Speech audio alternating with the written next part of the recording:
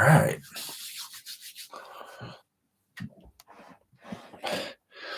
All right, all you snowboarders of the internet, we're here. We're live. We're taking your questions. So if you're just tuning in, get your questions in the chat box wherever it appears. Super chats, get a spin of the wheel. No big prizes this week, or maybe there are. I don't know anymore. Nothing matters. Everything matters. I'm going to go off the rails. Anyways, so we're here. Going to take some questions, do some stuff. I see I got a few super chats. Big thing to talk about was last Thursday we did the Angry Meetup at Ski Cooper. First off, shout out to Pat, the IT guy, for showing us around the mountain. Great dude. Thank you so much for that. So that was rad as hell to be able to do that. But the fact that there was like 2 inches of ice on the road and still had 12 people show up, I think that's pretty damn solid with everything that was going on. So I've got a poll going in the chat box. See where the next one will be. Copper, A Basin, Monarch, Jonathan Buckhouse's couch.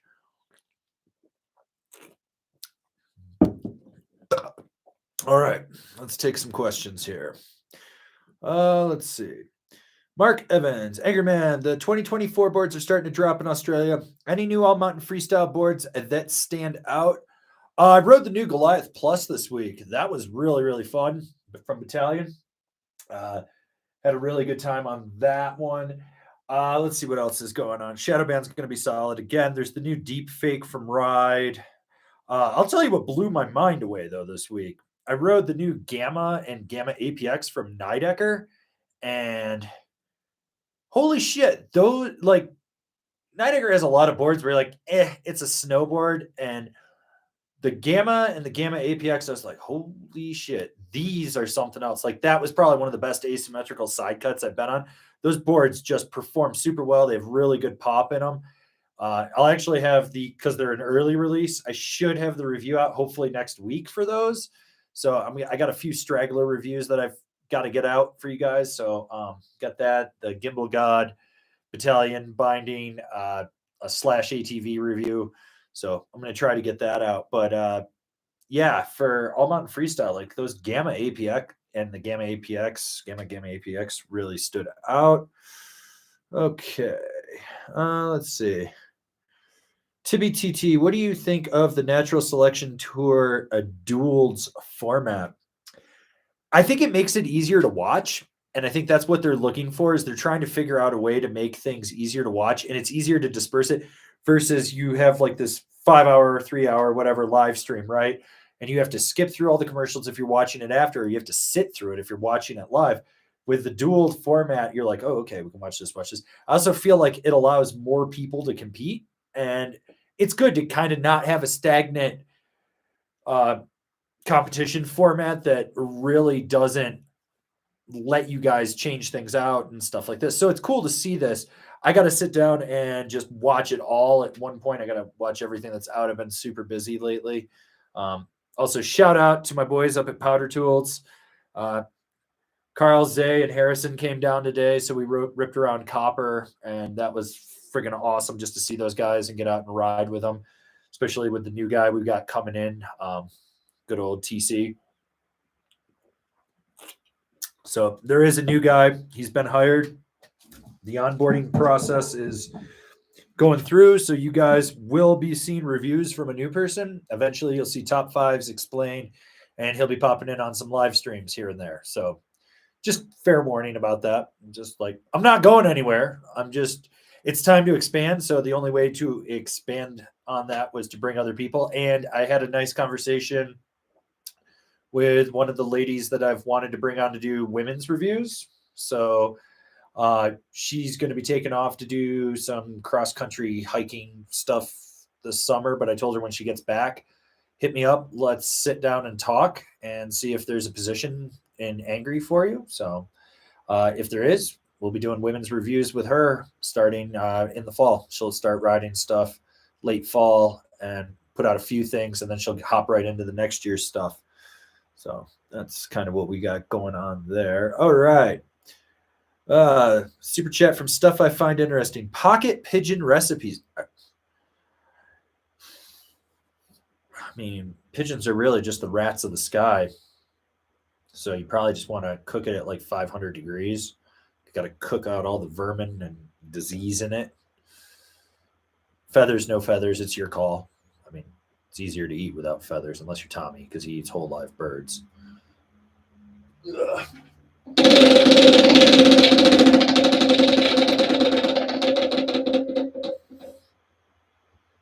Ooh, spin again.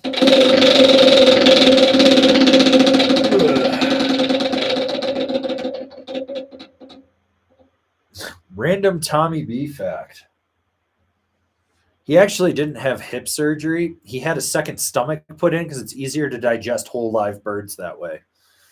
Okay, we got a super chat from Dan K up here, and it's Benetech goggles version 2.0 will come with target lock built into the lenses for targeting birds. Dude, we've already started talking about this. Tommy and I are working on it. It's coming. It's going to be there.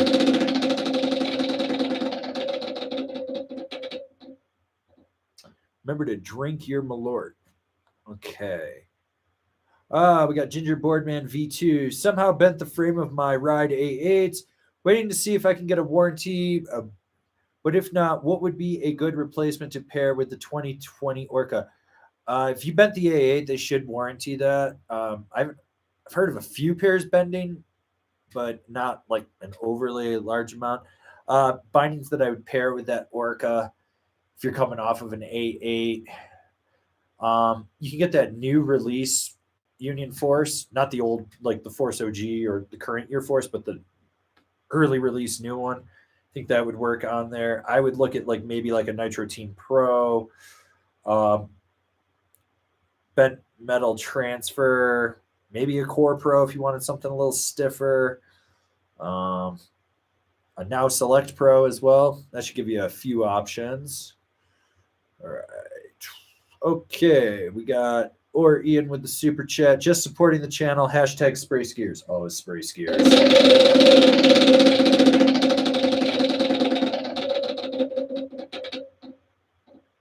And drink your Malort. All right. And we got Hano with the super chat. Pray for our Lord and Savior, Slimothy J. Whitman, Esquire the Third, DDS, sending it down a cliff in his red Miata with a child seat in the passenger seat. He cannot forget little Harold Terrier. I haven't heard from Slimothy in a while. Maybe he actually died.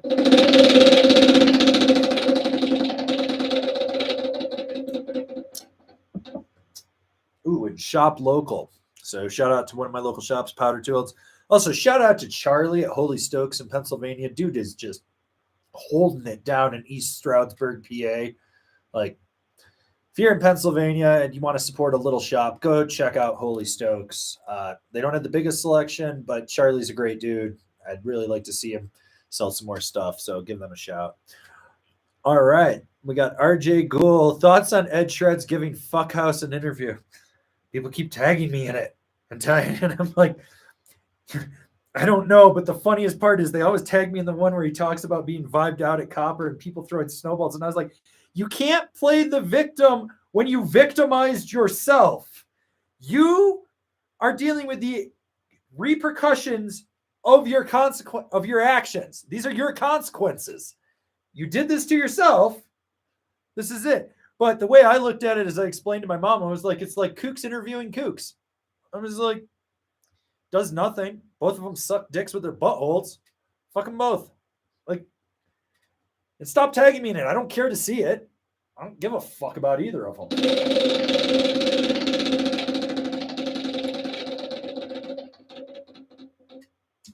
Ugh. RJ, you won yourself a small sticker pack. All you got to do, email me, info@angrysnowboarder.com.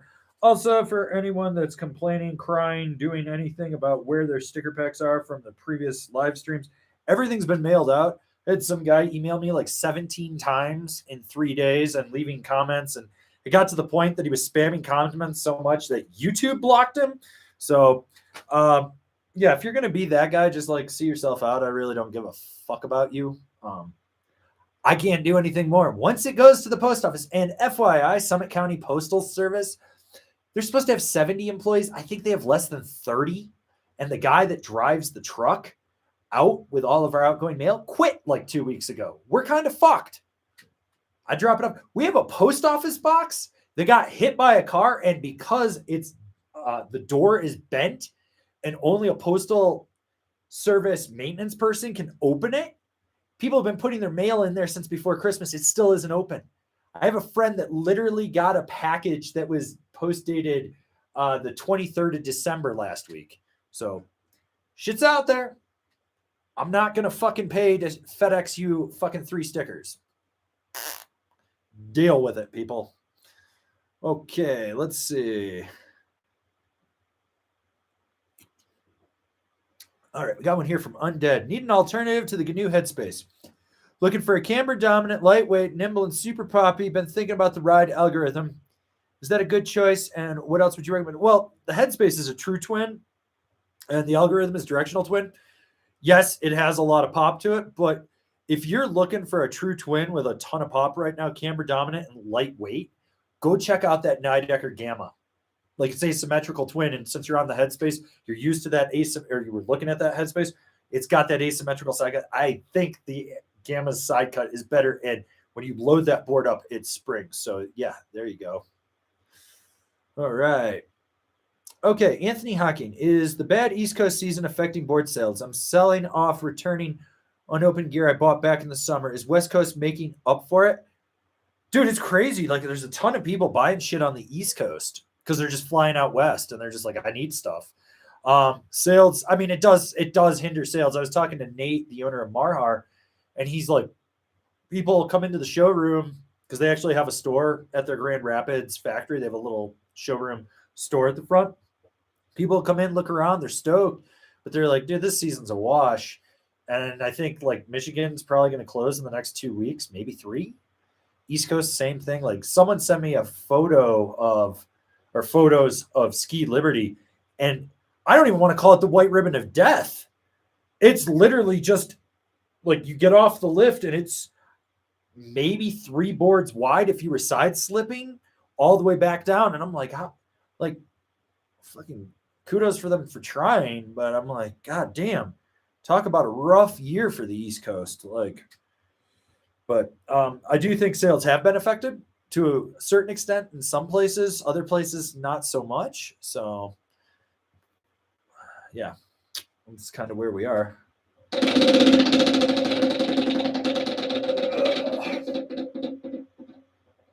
Ooh, pick a random question for a spin.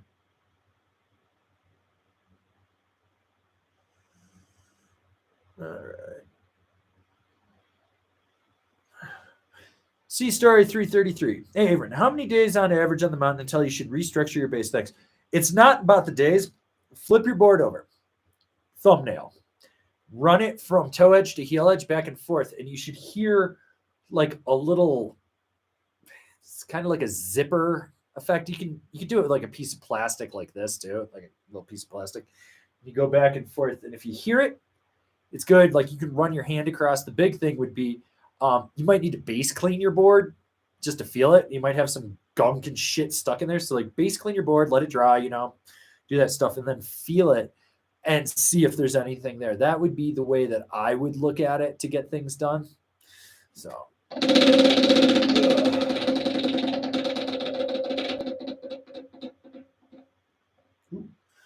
Pick another random question for a spin. All right. Let's see.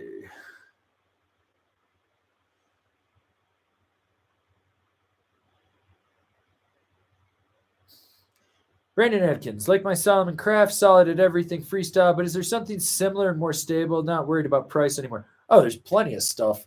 I mean, if you're looking to bump up and stuff from the Craft, it's basically like, you got your first board, you're starting to move on to something else. I'd check out like your Arome Agent, GNU Headspace, Ride Shadow Band. Let's see what else. Maybe like an Amplit Singular Twin or just the regular Singular if you wanted to go directional in there. That should give you a few options right there, bud.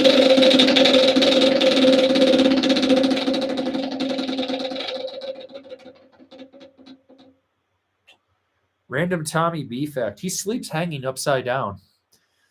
It's easier for spiders to get in his mouth, and then when he opens, the birds will fly in trying to get the spiders, and he can swallow them whole. Okay.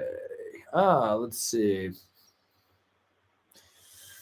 Got a super chat here from Ronan. Don't need a new board, but the 24 models are tempting. Yeah, I know. And then when the reviews drop, you're like, well, you said it was good, and now you buy it. For some reason, I'm too persuasive.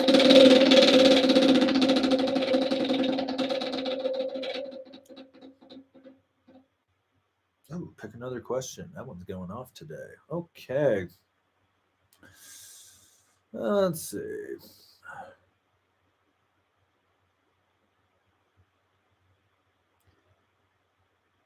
Baotang, have you ridden the ride Deep Fake? Early thoughts. I haven't ridden it. It's sitting in the wrapper, and I've got to double check. So there were some issues with like pre-production samples where they put the wrong core or something in there, and I've got a few friends that got one. Mine looks like it's production because it's got the actual sticker on the base, like the cheat sheet sticker. So I got to make sure, but I'm hoping I'll ride that next week, and then next week's live stream I'll be if I ride it, I'll be able to tell you what's going on. But that one is on the short order of stuff to get in there. So.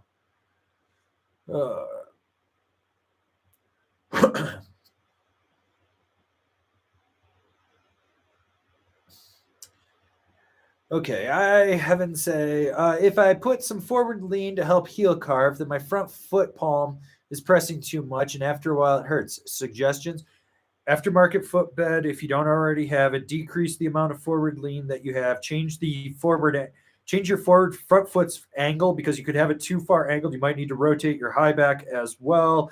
Let's see. It also just might not be something that you actually need. So there.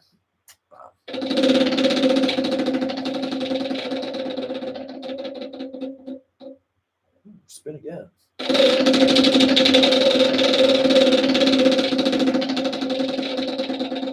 Oh, it's going. It's going. All right, sir. Won yourself a medium sticker pack. Email me info@angrysnowboarder and I'll get that in the mail to you. Yes, I do ship international. So we'll get that taken care of. Okay, so we got Timothy C. What are your thoughts on the Captain and Navigator, Mercury, and Kazu? Thinking to add a POW board. Recently switched from the DOA to indoor survival. Thanks. Well, if you've got a DOA or indoor survival, you don't need a Mercury. The Kazu really isn't like a true powder board. It's like a stiffer, beefed up free ride board that can handle POW. Out of the three, the only one that really makes sense for POW would be the Navigator, and I absolutely love that. I did my top 5 powder boards. Navigator was number 1 this year, so definitely swoop one of those. It's a great board. Okay, Aaron Rittenberry just picked up a Telos DST for $320 from the house. How does Aaron Rittenberry just picked up a Telos DST for $320 from the house. How does it compare to the Battalion whatever? So it's not full camber. So the whatever is full of camber, right? So you've got that arc of true traditional camber. Then you got the 3BT and the sidekick in there, so it scoops the nose. The Telos DST is camber into an elongated nose and tail rocker. So it brings that cotton tack point back underfoot. So you get more ankle steering in there. And then when you load that camber and roll back on the rocker, it pops. I think that they're about equal with their pop initiation, but it's easier to engage on the DST. I also think the DST carves way better than the whatever. Like the whatever's not bad, but that DST just, it carves and locks in. Plus you've got that urethane sidewall that does more dampening in it. So they both sit relatively in the same category. Also, I'm pretty sure the DST is wider than the whatever. Okay.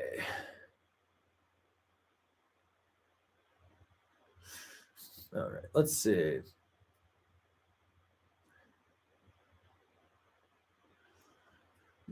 Okay, let's see what else we got here.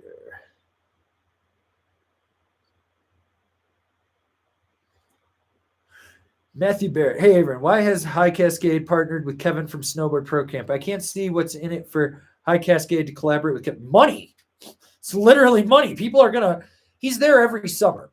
Well, all they did was partner for the week that he would be there. They probably gave him a free week. So that's, let's say, because he doesn't stay on campus. What is that? $1,600. For $1,600, if he brings in 10 people, and let's just say it's $2,000, that's 20 grand that they just made for all they had to do is feed his fucking lame ass and let him go knuckle a bunch of jumps and do the same front board that he's been doing for the last 10 years as he warms up to hit bigger features. Like, that's it. I mean, from a marketing perspective, it actually kind of makes sense to do it because people are going to come because they want to hang out with him because he does have a fan base. It's there. Now, the bigger thing is what are the other companies going to say and all the other guest pros? They're going to be like, this is kind of fucking lame. That's what it is. And again, you know what? They're going to try it. This will probably be a one and done. Kevin's really good at doing one and dones with people. Like, they never want to work with him again. So, I mean, but I can't wait for him to tell everyone that he's like, I'm the first snowboard YouTuber to sponsor a snowboard camp. And I'm going to be like, I did that like 15 years ago, bud. Sorry. Second year of Woodward. So that's funny. Okay.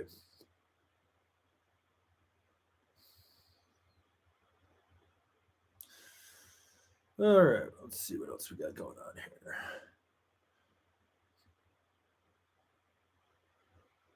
Okay, let's take this one from Ave. What thread locker would you recommend? Would Loctite do the work? Here's the problem with everyone that puts Loctite on their screws. You fucking gob it all over the goddamn shit, right? So you cover the whole threads. If you look at a screw, right? So if you look at this, there's blue Loctite. It does not go all the way around, right? You see that? You put it on one side. You got to let it cure for like 24 hours before you tighten it down. If you do it and it looks stock like that, you're going to be fine.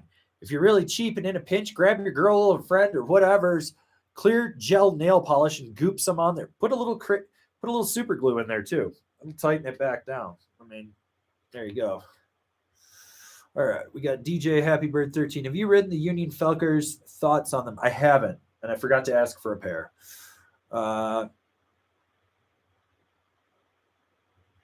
Okay.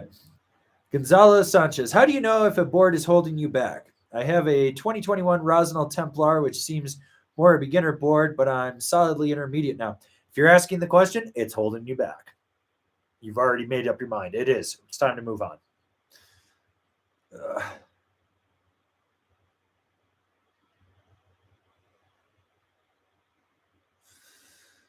Okay. Let's see. Oh, this is a good one from Root. Rome Cleaver versus the Battalion Astro.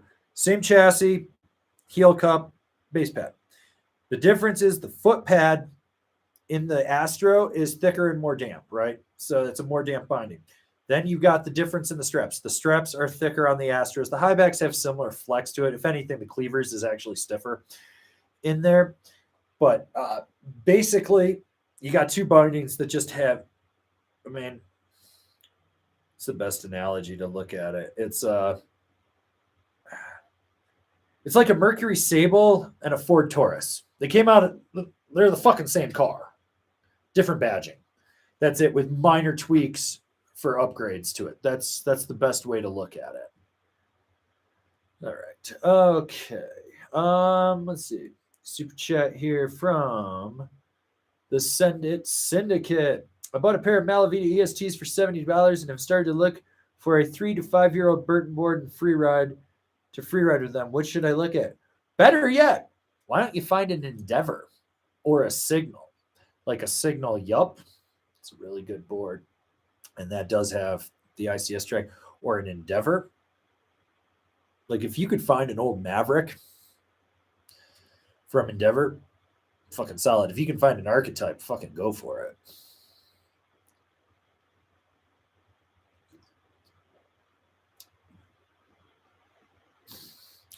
Stu Hain, you're going heliboard in Revelstoke. What board are you taking? Endeavor Archetype, 160 wide. Okay. All right, we got Beziums with the super chat. The Stoke was real all week here in Telluride. Got to see everything you call out with these kooky skiers, and my hatred of them has been refreshed. The snow has been perfect for spring. Yes. Yes. Spray skiers. Spray them all. Person 3 above gets a spin. Well, that's our boy Stu Hain.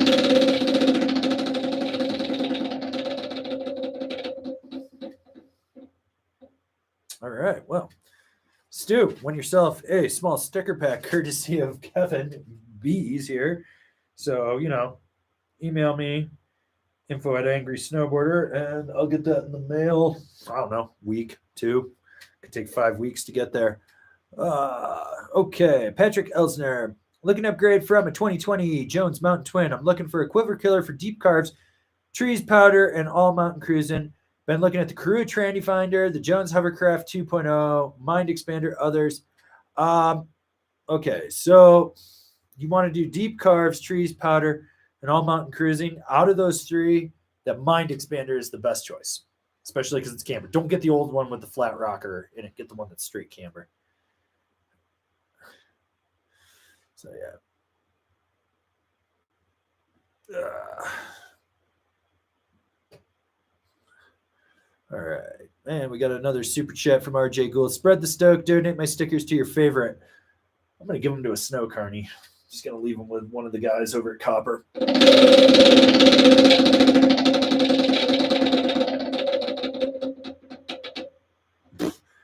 Jesus. Just winning everything. I'll leave a random sticker envelope tomorrow or something. Okay. Let's see.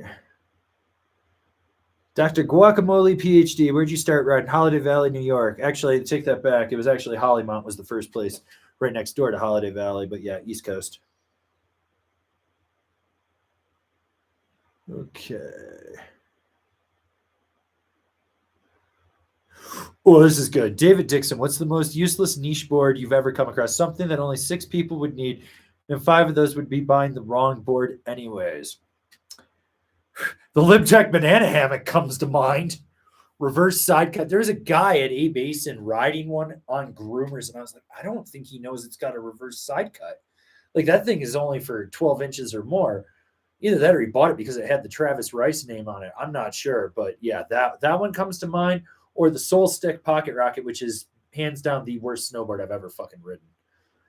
All right.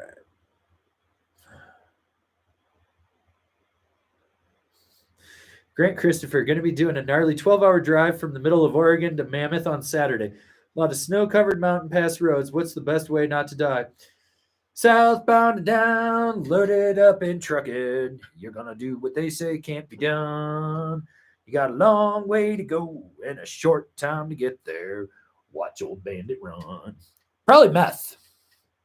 Can't sleep when you're high on meth. I mean, I'm also going to white knuckle it. I don't know. Have good tires, know how to drive. Don't be an idiot. Downshift, don't ride your brakes. Okay. James Lee, thank you for keeping it real. Thinking about getting a Marhar snowboard soon. Is their quality good? I can answer that question real quick.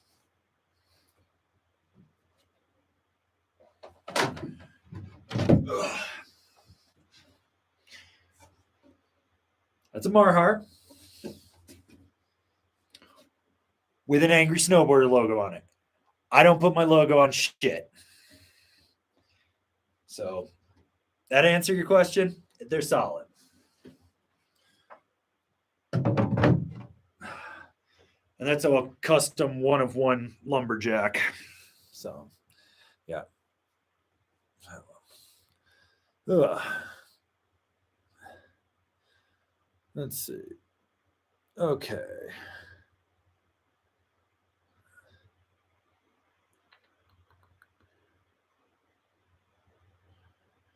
Drago C. Hey, everyone. What would be the perfect size range all mountain for 155, 165, 8.5, 5.7 height riding, 154, 56 now? Was thinking of going a bit smaller. Thanks. I mean, perfect size range, whatever you're comfortable with. But I mean, you could go down to a 52, do a 52 to 54. Chris Irvin, any suggestions for a cheap spring slush resort cruiser? Pick up a Rome Warden. You can usually find last year's for like $230.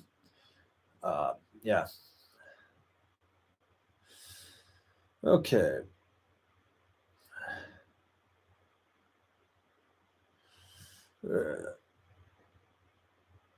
Gunnar Felstool.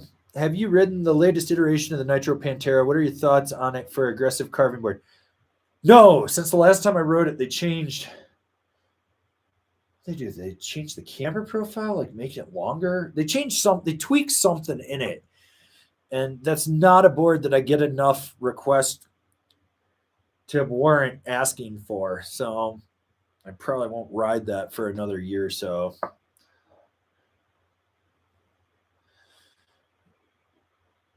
All right. Okay.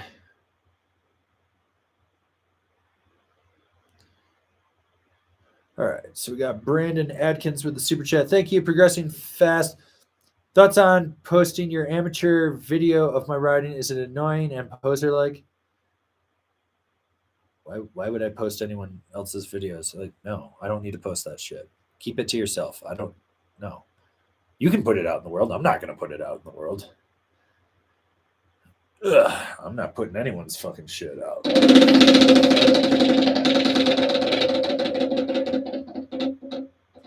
You lose. Okay, Chris Baum. Hi, Avern. I have a Mercury Stratus that just doesn't feel fun compared to my Yes Standard and Malavitas. Would Atlas have been a better choice, or is it more about my riding? Thanks, bud. So the Strata with that mini disc and the foam pad, you're probably getting too much lateral play. The Atlas probably would have felt better for you. Hell, Force probably would have felt better for you on there. My guess is take your Malavitas off that standard, throw them on the Mercury, and go ride it and see what you think about it that way. Okay. BCMs, how do you ride 160 days a year? Riding daily for a week is brutal, even while following your tips. Simple. You shut your brain off. You eat a lot of ibuprofen. You cry. You stretch. You get lactic buildup. You cry some more. You scream. Your dog runs and hides from you. And then when you're on the ground and your legs are cramping and you're trying to stretch, she comes over and licks your face, and you remember why you do all this stuff. Basically, you got to look at it like a long season. There's two ways to look at it, and this is my theory on it, right?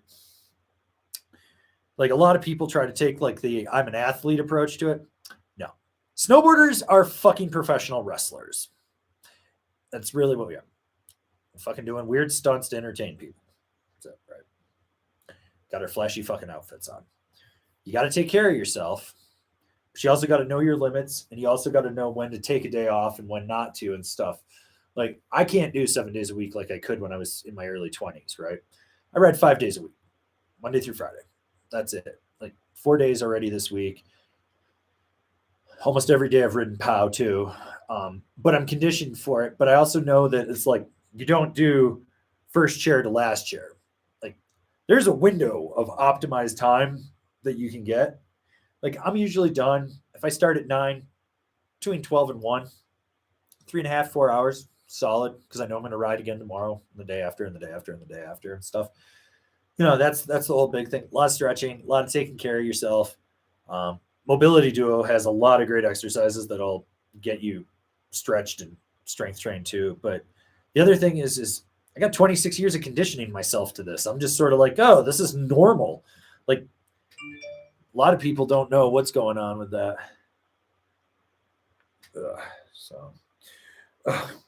It's the new boy, Thunder Cheeks. Just letting them know that the cops were out leaving Copper today. Funny story about that, but I'll give you a spin here.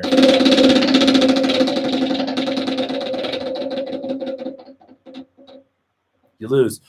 So today, leaving Copper, hit the off ramp, get up to about 73, pull out, and I'm like, the fuck is this truck doing in the right lane? He's like going all over. And I'm like, what the fuck? And I'm getting close, and I realize he just ran over a whole shitload of skis, and they're just like shooting in every direction. And I'm like, oh fuck. So I'm in the left lane, and I'm like, oh god, I'm like threading the needle between skis. Somebody forgot to close their fucking roof rack, and those did not look like rental skis. Those looked like really expensive skis. Fucking skiers. Just not closing their roof rack. So yeah. Ooh, here's a good one from my boy, Raul Duke. Academy Masters versus the Telos Rank Whip. Masters is stiffer. It's more damp. You do have the Vario side cut in on that, but because of the way that the camber profile doesn't have that lasagna camber that Never Summer makes, so you get more grip underfoot. If you're looking for more floppy loose play, you go with the Rankwit for sure. If you're looking for a little more precision and power, you go with the Masters. Now, the other thing to understand is that Academy board, after about 20 days, it's going to be almost flat. It's going to break in super fast. They always do. Anything built by Never Summer does not hold its camber for a long time. It breaks in super quick. That Telos will hold its pop longer in there. I also think that the finish on the Telos is way better. It's just way better. The base just glides way better on there. I think the edges are stronger. The side walls are stronger, everything like that. So, yeah.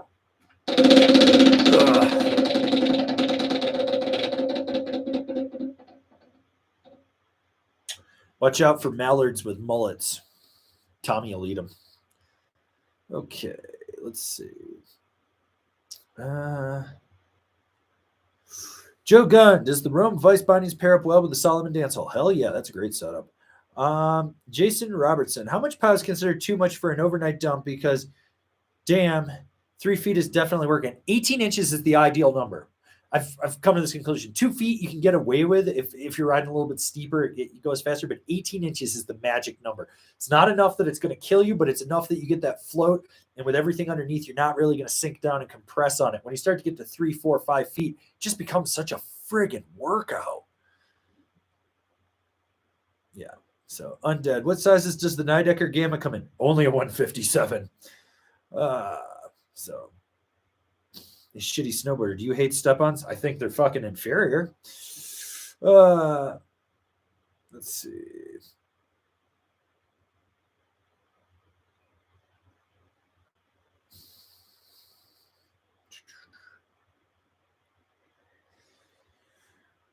Let's see. Dude McKnight, thoughts on the new Bank Country? I have a full review on it. It's a very back foot dominant board, and you've got that progressive magnet traction on, so it's more mellow, and then it gets more aggressive towards the tail. That board really steers from the middle of the inserts back through the tail. Very back foot heavy on it. It's damp, but it's not for everyone. Okay, Mason, who's your snowboard greatest of all time, and who has the best style in your opinion? Kevin Jones. Will always be Kevin Jones, but I can also make the argument that Chad Otterstrom is truthfully the greatest snowboarder of all time. I really don't care what people say. He's the working man's pro snowboarder. When most people in his age demographic in the years that he was pro, retired, quit, did whatever, he kept riding and he's gotten better. I don't know many guys that are pushing 50 that can still throw all 4 doubles. So, yeah, Chad Otterstrom is truthfully the greatest of all time. I don't care what anyone says, but to me personally, it will always be Kevin Jones. Okay. Aaron Rittenberry, thanks for the insight. I think I made the right purchase. Keep up the great reviews and providing great insight into all things snowboarding. I'll try. We'll see. I want to retire in 5 years.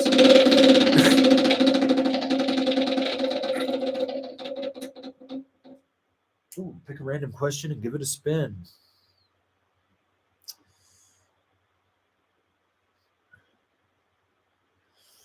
Oh, this is a great one from Nico Ramirez. Hi, Averin. I'm getting out of college soon, and I want to go work on a mountain teaching or tuning. Any tips on how to move from the East Coast out west and getting a job there? Love the channel, by the way. First off, you don't want to be an instructor. You will hate your life. You do not get to snowboard for yourself, and you become a fucking robot. Don't do it. Don't do it. You're underpaid. So if you want to do tuning, you got to find a good resort to do it at. You don't want to do it like at a Vail resort. You're going to be fucked. Like Copper actually has a really good tune shop. My friend Taylor works there. He gets to ride a bunch. He gets ride break, split shift, shit like that. You know, you want to find a mountain that you can do it, right? So that's the big thing. You want to find a job that allows you to shred, something that's either got split shift or something that's like, oh, we're doing tuning, but you come in and you work 3 to 9 or something like that, and all you do is tune shit. You're not really dealing with the general public all day. You're just setting shit up so the morning guy can hand it to people. That's what you ideally really want. The other thing that most people never talk about with moving out west from the East, one, if you are from the East, a lot of people from there, and I see this all the time, they tend to be the big fish in a tiny pond. When they get out west, they realize it's the fucking sea and they're a guppy and they can't handle it.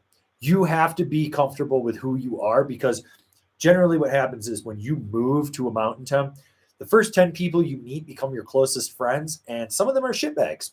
And by some of them, I mean probably like 80% of the people you meet will be shitbags, right? So you're going to deal with these shitbags. in there. The thing is, like when the mountain closes, it's a lot better these days, but back in the day it wasn't. There's not much to do, so you start drinking heavily, and your life pretty much becomes a vicious cycle of get drunk, pass out, wake up, go to work, hung over. Maybe you snowboard, maybe you don't because you feel like shit. Rinse, repeat, rinse, repeat, rinse, repeat. That's what it is. You do not want to fall into that. That is a trap. I tell people that you better check yourself before you wreck yourself, because if you wreck yourself, because I live in Breckenridge, you've wrecked yourself, and that's what it is. So you want to make sure that you're comfortable with who you are. You have some good hobbies. You understand having downtime, stuff like that. You're good. You also need to understand that there are a lot of shitty people that move to the mountains. Also, when you first move to the mountains, whatever you hook up with in the first week, month, don't get in a relationship with that swamp donkey. Don't. You will thank me for this later. They will bring you down. There's nothing wrong with having a booty call. But when you get into a relationship, when you just move somewhere, you're stuck with that fucking person. And a lot of people do that. Then they for some reason, in the first 3 months that they're dating, they move in together, shack up because, oh, it'll save us on rent and shit. Yeah, then you're fucking miserable, right? And so you're drinking more or whatever. No, so you don't want to deal with that shit, right? So what you want to do is find a place that has a good work to shred ratio. You want to make sure that if you can get 50-50, that's awesome. If you can get 60-40, so you're shredding 60% of the time, working 40, the bigger the ratio is, you want to get the most out of this while you're there, right? So you want to find a place that encourages you to snowboard. Like when you need to work, you work, but when you need to snowboard or you want to snowboard, you can do that. Like working in a tune shop is great. Working as an instructor, don't do it. My favorite jobs, some of the favorite jobs that I've always had. So anything that works afternoon shift, like 3:00, grocery store, stocking, stuff like that, that was great. I used to work in shops where I didn't have to come in until 3:30, and we'd close at 10. So you're home by 11, you're asleep before midnight. You can wake up, smash pow in the morning, ride all day. You got time to eat, rest, do whatever before you go into work, stuff like that. Those are really key jobs, right? So you want to do that. The other thing that people don't talk about is the actual cost to get here. So most people show up all wide-eyed and they're just like, this is fucking great. First, last deposit. Figure that just a room for rent is $1,500. Now multiply that by 3. You need to have that much money to get a place. And don't do any of that bullshit where the landlord's like, oh, we'll just charge you more rent and you can work off your deposit or anything. It's a fucking scam. You want to show up and give them that cash first, because when you do that, they're like, oh, this person's really serious. Okay. The other thing is have a 2-month buffer of cash that you do not touch. Put it in a fucking savings account somewhere where you can't get to it unless it's an emergency. So it's not just sitting there when you're looking at your statement and you're like, oh, well, I should just move some over because I'm going to the bar or I'm going here or I need to buy a new snowboard. No, you want to make sure that you have an emergency fund put away that can cover at least 2 months of expenses on there, and it will really help you on that. Most people don't talk about it. The other thing is get a supplemental accident insurance. They're about $15 to $30 a month. It's just good because if you get injured, that money, if you have health insurance, which you should at your age because you're coming out of college, that money that you get from that accident insurance will cover your bills and stuff like that. That's the key. The other thing is when you're trying to find a place to live, do the smartest thing you can. Travel to the area you want to be. Rent an Airbnb, a hotel room, whatever, for a week or 2. Do this before the season, like probably end of August, start of September. Go and interview the jobs. Go lock down your housing, right? Meet the people, do everything, get it all in, and make sure you get everything in writing. Always get it in writing. That way you don't have to worry about it. Cover your ass. Be smart about it. There's a lot of people running scams. I see people all the time. They're like, oh, these people were renting this place on Craigslist or Facebook Marketplace, and I Venmoed them $8,000, and now I found out that this is an Airbnb. And I'm like, yeah, you fucking idiot. You didn't even meet these people? Like, what? Huh? So do whatever you can to protect your ass and do that and your assets and stuff, but be aware that you need to have just a buffer in case anything happens, financially like that. The other thing is you want to have a good support system in there in the event that anything happens. You want to, like I said, you want to have good friends. You want to do that. Like my friends are my family out here, right? Like my old neighbors, I babysit their 3-year-old all the time. Like they just call me. They're like, hey, and I'll be like, I'll be there. Boom. I'm Uncle Averin to little Waylon. I love that kid. I'm there. I'm their part of their support system. They're part of mine. If I was injured and I was like, hey, I need a ride from the hospital, they'd pick me up. That's what you want. You want friends like that. You want to have a good support system like that that can actually help you. So many people have the shittiest support system. They only care about you because you bought them drinks at the bar or you got cocaine or whatever. I don't know. Maybe you got MDMA. I don't know. Also, resort town cocaine cut with baby laxatives, horse tranquilizers, fentanyl. Watch yourself. A lot of people dying from this shit. Just saying. You want to shove some Bolivian marching powder up your nose. Know where the fuck it came from. That sketchy dude trying to sell it to you in the resort or in the local bar bathroom. Not good. Not good at all. Especially if he's driving like a 30-year-old Mercedes. It's got like a missing hubcap. Hubcap. Not even a rim. Hubcap. Won't buy from it. It's just good life advice. So, yeah. That's your random question there, Nico.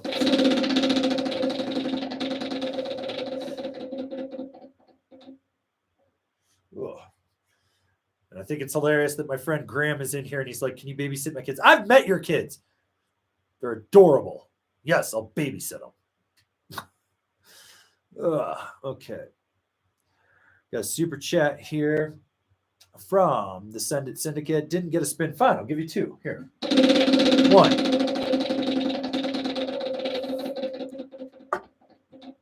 Shop local. Two.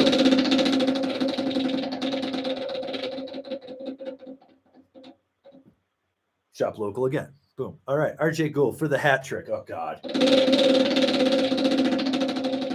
This hits. I'll leave a snowboarding copper tomorrow. Okay. Pick a random question for a spin.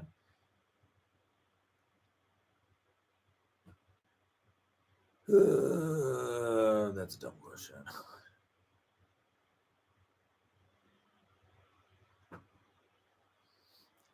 Shitty snowboard. What should I do with my old 1999 board boots and buttons? Can't just toss them in the trash. Burton Steppins. Yes, you can. You can literally put them in the trash. That's where they fucking belong. It's not that hard. There's no reason to hold on to it. Unless it's got some great graphic and you're going to make that board a wall hanger, rip the bindings off. The boots are fucking done. The bindings are ass.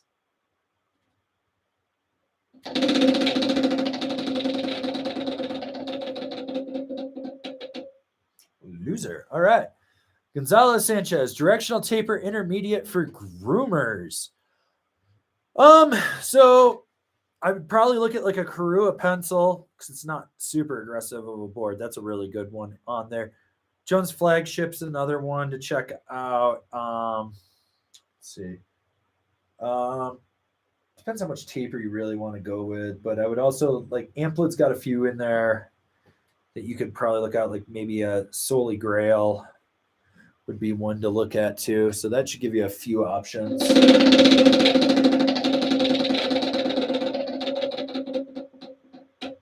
Oh, hey.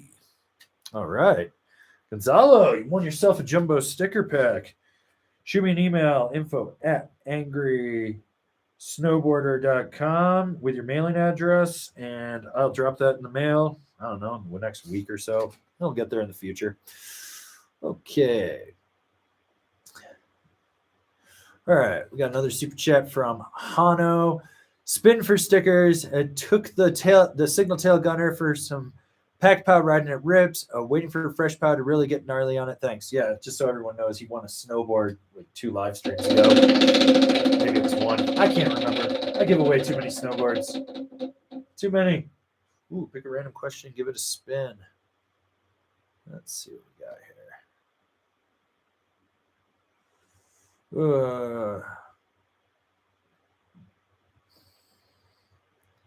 Okay.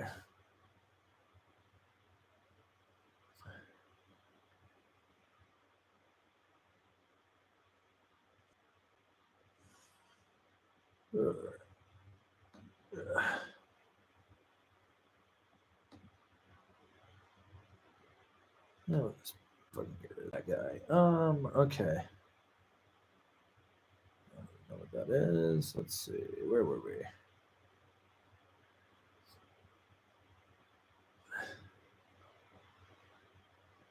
It's a good one from Ronan. Thoughts on the Dew Tour? It was better to watch than the X Games. It was way better. First off, shout out to the free Turbo sign that Turbo was holding at the Rail Jam.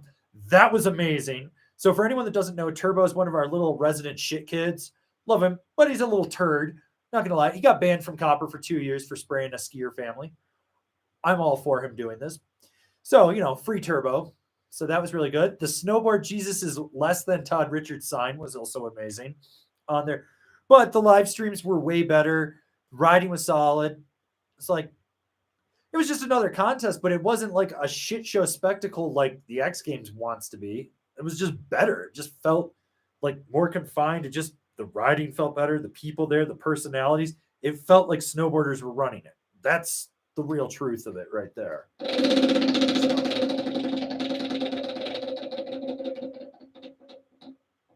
Remember to ollie slow signs.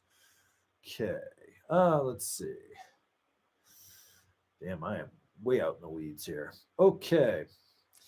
My knees are cheese. Any tips on top sheet repair for those new BioBean BS tops? Just grab the epoxy as usual, or does fire cure all this hippie crap can't take hits? So 2 things you should have done when you got that BioBean. 1, file around the top sheet, bevel it. That way when it hits, it does that. Otherwise, epoxy, as normal, marine grade epoxy, 2-part. More resin than hardener. That's one thing you want to do, more resin than hardener. That way it has a little more flexibility to it. Those are the 2 things that I strongly suggest for that. That and don't run into things. So I guess there's 3 things. Oof. You lose. Okay. All right. Okay. Patrick Einer, hey Angry, any tips for reactivating a DWR coating? So you can actually get like tech wash and water repel, or whatever they call it, the DWR repair, the Nick Wax one. You can get it on Amazon. I think it's like $30 for the 2 of them. Make sure you wash it with the tech wash first, let it air dry, do everything. Then you wash it again with the DWR coat. Then get a spray bottle with the DWR coat, or take the DWR coat, put it in, dilute it, whatever it needs to do. Make sure you spray the seams. Certain seams, just even when you wash it with that reactivation, it doesn't work that well. So that's kind of the big thing that you want to make sure that you do. I know you can get a spray bottle with it too, and just like, it's like a Band-Aid on a shotgun wound, in my opinion. So yeah. All right. So anyways, yeah.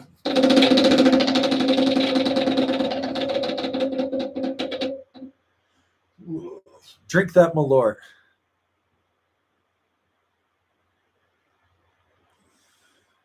Okay. Super chat from Beziums. Definitely pushed past my limit yesterday. Thought I was going to die in a whiteout.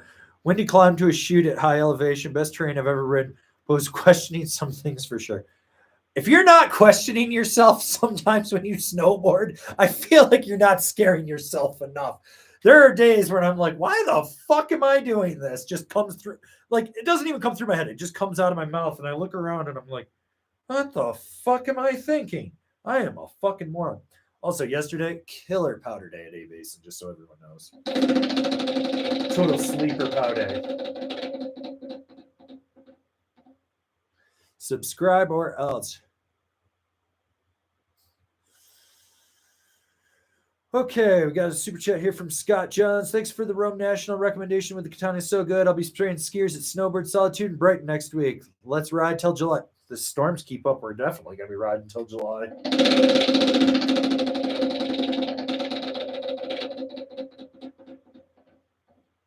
Yeah, eat that muscle cheese, people.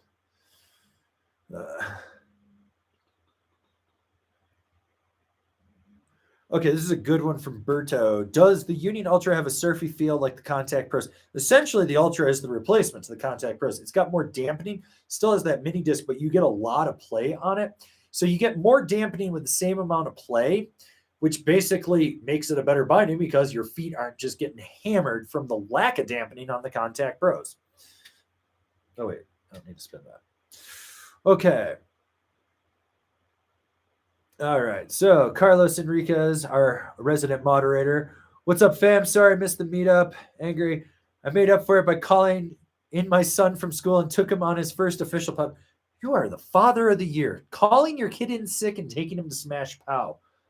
We need more parents like you.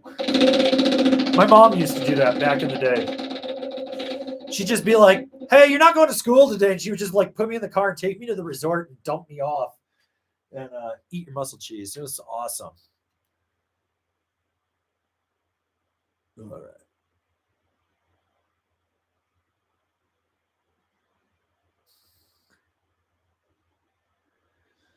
All right.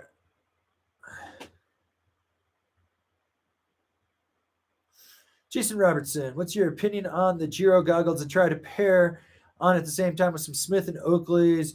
Bought the Giro because of fit and love the lens clarity. They have solid lenses. Like they actually make a good product. They're not a Smith Oakley level. They're the next tier down, which is like your Dragons, VZ, stuff like that, which is still superb quality.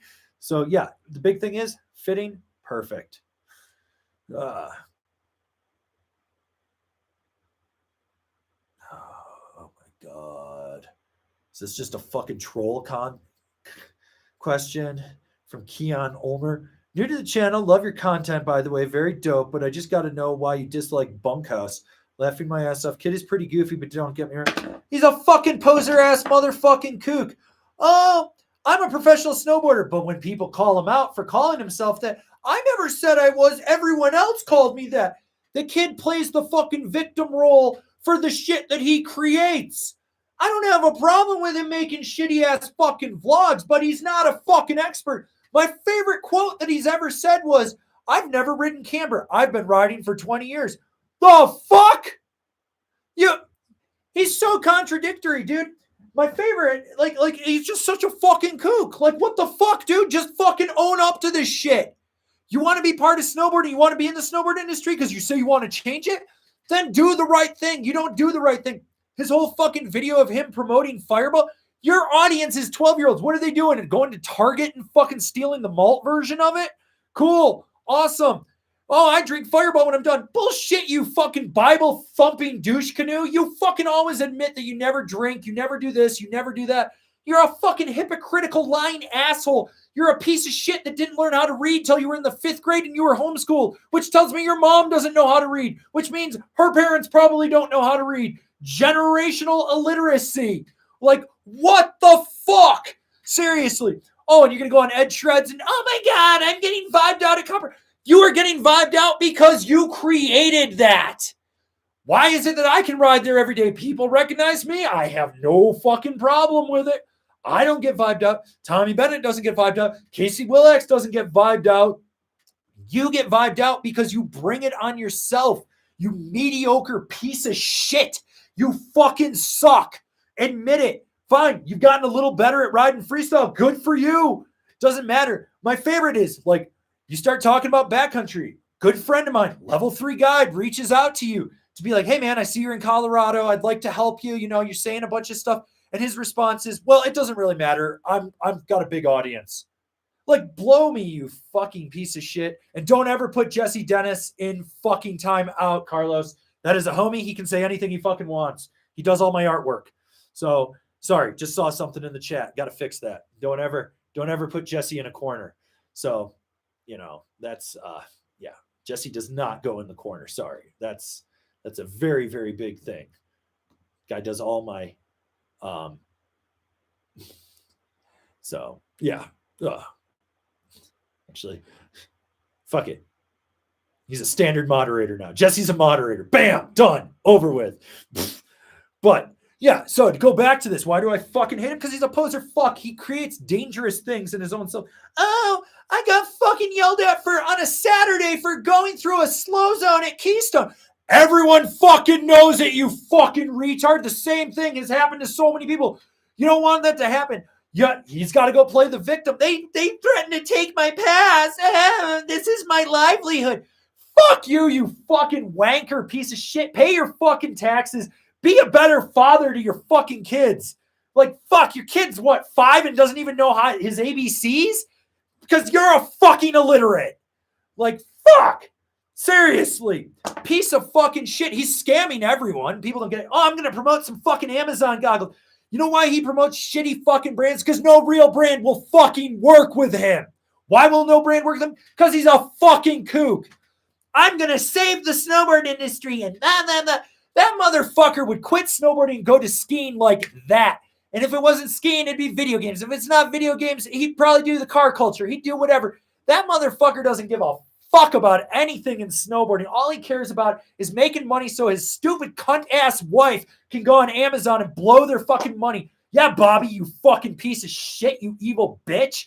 Oh, I had friends that worked with him at fucking Target. His fucking Evolution logo, 1993, Burton ran it in an ad in Trans World Snowboarding. Did you know that? No, you didn't know that. He fucking ripped it off. And then he was like, I'm going to trademark this. Oh, fuck, you're going to fucking trademark this bullshit, motherfucker. You have no originality. If you notice, nothing he does is original. That dude is a set of white fucking New Balances. He's a base model Toyota Camry, but people want to fucking praise him, which tells me the people that praise him are fucking retards. Yeah, there. You want to hear it? On top of the fact him going to the backcountry, I guarantee you he gets someone fucking killed. I guarantee it. That dude blows out spots. Oh, here's another story for you. A friend of mine is a marketing guy at a small little ski resort in the Southwest. I'm not going to name names because I don't want any blowback on him, but I've known him for years. Old East Coast guy, right? So he hits me up and he goes, dude, you're not going to believe this. And I was like, what's up? And he goes, so Jimmy Fuckhouse and his fucking crew roll in and unannounced show up and walk into guest services. And they're like, we want free tickets. And the guy working's like, I don't know who you are, blah, blah, blah. Drops a card and gives it to him. And he's like, that's who I am. And he goes, oh, okay. And he's like, you don't know who I am? And he's like, no, I don't know who you are. Why would I give you a free ticket? He's like, well, it'd be in your good interest, best interest, because I'll give you a better review of this resort. And I've got this audience. Fucking blackmail. Blackmail. Motherfucker blackmails that. Dude sucks dicks with his butthole. Or here's one for you. Local Capita Rep Group. Good friends of mine. One of my friends runs their Instagram page. Right? He reaches out with this big thing, fucking all sorts of typos and shit because he's, like I said, he's fucking illiterate, which means he's stupid. He's literally stupid. Right? The reason he exists, warning labels and participation trophies. But he hits them up and he's like, hey, I can boost sales for Amazon for you guys. And they're all like, cool. We get no fucking cut from our commission selling to these. You're not helping our local shops. I mean, ask yourself this. Why is it that everyone that works with him is gone within a year or two? No one wants to fucking work with him anymore because he sucks. He fucking sucks. That dude has no concept of how to actually make brand ties and build relationships. He's a piece of shit. His wife's a piece of shit. Anyone that sticks with him is a piece of shit. Everyone's been asking, what happened between Tommy Bennett and fucking Jonathan on this? I'll tell you exactly what happened. Tommy's channel started blowing up. His wife, Jonathan's wife, freaked the fuck out and was like, this is bullshit. And Tommy was only working with him because he saw what he was doing. And he's like, man, he's doing some kooky shit. I think I could make him a better snowboarder. I'm going to try to do this. And all that dude did was try to torpedo him and bring him down. Anyone that's better than him that tries to help bring him up, he has to torpedo him and sabotage him because he's a piece of fucking shit. If he killed himself, the world would be a better place. There. Yeah. My favorite. Yeah. His fucking come summer camp with me. Or my favorite was, let's go to the wakeboard park and watch me learn how to skateboard. And you can pay $1,200 to hang out with me in Texas. Like, the fuck, dude. My favorite was one time I called him out. I was like, you don't give anything back to snowboarding. His comment was, my content gives back to snowboarding. No, that's your fucking job, asshole. That's your job. Like, my job is doing snowboard reviews and breaking tech down. When I give snowboards away, I don't have to do that. I choose to do that. Why? Because snowboarding owes me nothing and I will give it everything I have because it has given me everything. You just want to take. Here's one for you guys. He moved here right out of high school, or something like that, or a little bit after, whatever. He moved here, right? Worked for the resort, couldn't get 100 days. It took him, I think, almost a decade of living in Summit County to get a 100-day season. You want to know what I got my first season when I moved here from Steamboat? 156 days. And I worked 40 hours a week. He worked night shift at fucking Target, 3 to 11. How the fuck you not getting days? Like, ugh. So, yes. So, anyways, I did get the clap once. Fire did not cure that. Amoxicillin did. That was the steady drip of whoa. Whoa. But yeah, you want to know why I don't like him and why I don't like other people? They haven't paid their fucking dues. And I love it when they're like, I've got this big audience. Look at me. And I'm like, ugh. And then I call them out for something. Accountability in snowboarding is not a bad thing by any means. Holding people accountable. Like TJ's going to get people killed in the backcountry. Kevin's going to get people killed. They're going to get people killed. I see it. And I'm just like, are you fucking kidding me? Over and over and over and over again. And I'm just like, God. And they don't realize it because they're so obtuse. And they're just like, they think they're an expert on something because they built or bought or whatever. Which, newsflash, I could buy 1 million followers on fucking TikTok for $300. I can buy 1 million on Instagram for 1,000. I can buy 1 million on YouTube for $5,000. Like, that doesn't mean anything if you have nothing to back it up. You have no fucking experience at all in anything. So yeah, that's where I'm at on this. So yeah, fuck that kid. I can't wait to see everything backfire on him. I love every minute of it. Also, there's a form on the IRS website you can fill out called, I believe it is form 3949-A, suspicion of not failure to pay taxes. I am almost positive that he does not pay his taxes, just based on his purchases alone and knowing stuff. So if anyone wants to try to go claim a bounty on him and he'll get audited, go for it. I believe it's 3949 or 4959, something like that. But yeah, so hold him accountable. Pay my taxes. Like, he does nothing for our local community at all. So like when Chris Waker broke his neck and was paralyzed, donated money, pushed his GoFundMe, donated prizes, did whatever I could, to try to do this. He doesn't do anything. Locals Appreciation Day for the Underground, our oldest snowboard shop in the county, one of our oldest snowboard shops in the county, doesn't show up to that. Doesn't do anything. Doesn't shop at the local shops. Doesn't eat at the local restaurants. He doesn't give shit back to this community. He takes whatever he can because he's a fucking parasite. Ugh. So yeah. Ugh. Fuck that guy. He's a piece of shit. He's a fucking piece of shit. That's all he'll ever be. He's a wannabe Kardashian. He's not even good enough. He's like the Learning Channel Honey Boo Boo shit. That's what he is. And he'll fade into obscurity. He's a fart in the footnote of snowboarding. And for everyone that's asking why Chad Otterstrom was riding with him, I have a theory on this. There's a few things. So the reason Chad was riding with him, one, that idiot will go out, get someone killed. It ruins the backcountry for everything. Chad's trying to teach him to make him be safe. Two, he's paying Chad. Chad's taking a paycheck. Nothing wrong with that. Three, Chad's secretly using him because Chad does have diabolical motives, and I don't care what anyone says. I love that guy to death, but it's a great way for him to promote Academy to other people, and he's making board sales. That's my theory on it. So yeah. Okay. There you go. Ugh. Okay, let's see. Where were we? Okay, we got Ison Cow. Jones Orion, a good match to the Warka. Also, finally going to Colorado next week. So stoked. Mid-Atlantic Resort has no snow. What's the snow report for next week? Let me see here for you first. I want to make sure you're going to get some good snow in Colorado. Because I think there's a storm next week, though. It's like... Yep. There's more snow ahead. Very low confidence, though. I think it's just going to be drips and drabs while you're here. But, let's see. Yeah. Next Thursday, Friday, Saturday, it looks like we got some snow. And if you're up in Steamboat, they're going to get some snow. So, yeah. Jones Orion. Soft binding for the workup. I mean, if you're looking for something playful, it works for sure. I wouldn't worry too much about it. So, yeah. Ugh.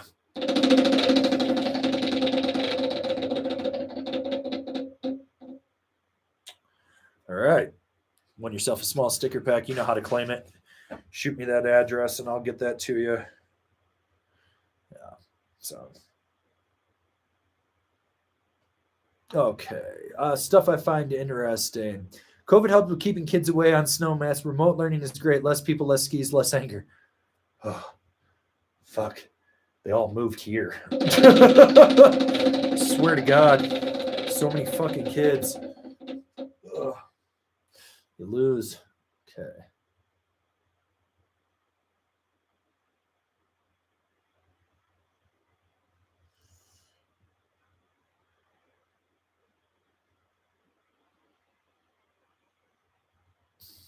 All right, let's take a look at this poll too, because I really want to end the 224 votes. Hell yeah, people.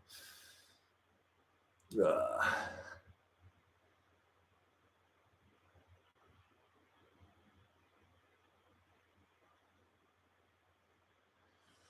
all right, let's see what we got here. So, finish off this poll. 60% of you people want to have an angry snowboarder meet up at Jonathan Buckhouse's couch. Remember to delouse it first. Copper for 19%, A Basin for 16%, and Monarch for 3%. Ugh. So yeah. Anyways, guess we'll do something at Copper this month for you guys. Mike T, does the Ride Shadow Band pair well with the Burton Malavitas? Yes. All right. Brag, why does snowboarding attract the best and worst people? It's the need for people to want to belong to something because they haven't found where they fit in their little clique or what their niche is or what there is. So I find that there's people that they try to define themselves as like in their friend group. They're like, I'm the snowboard guy. And I'm like, yeah, you're the guy that goes snowboarding. Like that's your thing. But I wouldn't call you a snowboarder. You're just the guy that goes snowboarding. It it brings people in. Like snowboarding is great in a lot of senses because it does build a community. And we went through a bad patch the last like 8 years where people weren't holding as much accountability as they should. And we're getting better at it. And our community is stronger as a whole. And we need to hold more people accountable for what they're doing and stuff like that. And that's why you get some of the best people. You get the people that understand snowboarding owes them nothing and they're just going to give everything they can back to it. Like I look at Danny from Shred Foundation. Dude started snowboarding later in life, but he realized from snowboarding, he was like, this has a great way of teaching you how to pick yourself up from failure to flow, and break your fears. So that's where Shred Foundation's Fear, Fail, Flow came from. And he realized that he could use this to teach kids from the inner city and stuff how to get out without having to play sports, rap, drugs, whatever, to do it. It was an alternative way, and he could teach them life lessons, and it was a great way. That is a snowboarder through and through in my mind, 100%. He might not get to ride as much as other people out there, but when he's riding, he's out there, he's enjoying it, and he works with real snow. You look at his foundation, you look at the brand partnerships he has. That's a guy that knew how to build the right relationships and everything like that. So it makes a lot of sense in that regard, right? He's a great guy. He's giving back. Like he could have easily have just been like, I'm doing this charity and that's it, you know. But he's trying to figure out a way to make the next generation of kids that will be the next generation of people that run the snowboard industry. That's amazing. You get people like me that it was my whole life. Like where I grew up, I knew this was my only way out. I was like, I was going to use snowboarding to get out. There was no other option for me. So I used it. I got out and I did it. And I've hit a point now where I'm like, fuck, what do I need another free fucking snowboard for? I'm just going to go buy one from the shop. I make good money. I can do it. Oh, I'm going to give a snowboard away.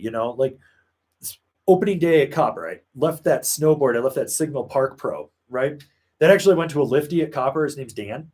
And I see him riding it all the time. It's his favorite board. It's like he rides it for everything. He loves it. Dude's rocking it. He's happy as shit.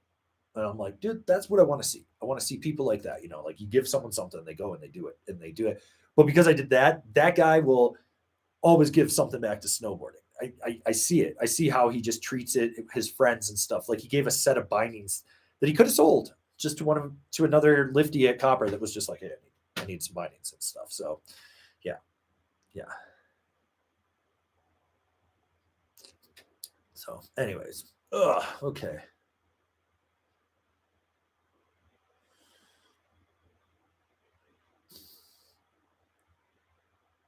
Uh,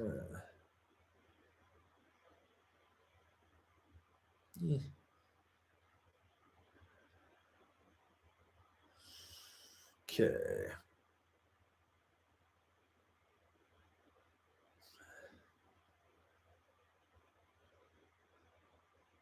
Ron Kings, any tips to make social media, Instagram, YouTube, etc. stop suggesting ski content just because you follow snowboard stuff? Anytime it suggests ski stuff, report it. Like the second you start reporting it, and you'd be like, reason for it, be like, I don't like it, irrelevant, whatever. It changes everything. Like I think I only get hit maybe 3-4 times a month with ski shit now. It's great. Shitty goggles all the time, but ski stuff not so much.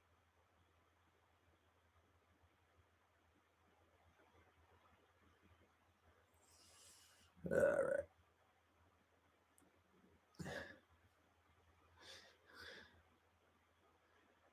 All right.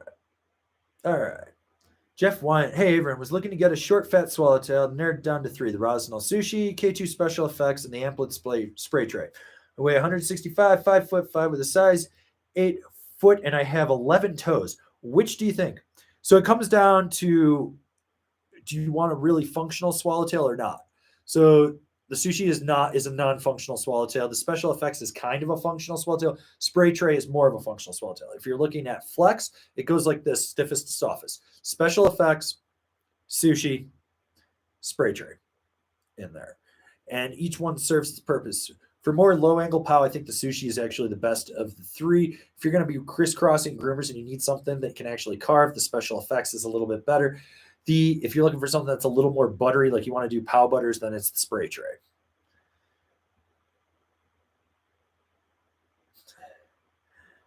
Let's see. Let's see what else we got going on here.